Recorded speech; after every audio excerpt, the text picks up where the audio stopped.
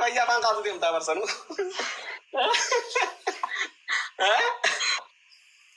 Akam guna jalan saya. Akak memang bodoh fangkat dah bukan kan? Akam gua tahu kalau orang mau butuh fangkat itu taruh masak pas keras. Serang butuh. Akam lihat? Orang mau butuh bak mata kata naragu tay. Tarata kapan sini? Fa ifsa ho. Itu ke fangkat. Itu ke fangkat. Ho ifsa ya. Ho ifsa. Wahye. Harga malah tahu testir deh. La ilah. Gila kan orang? Haye.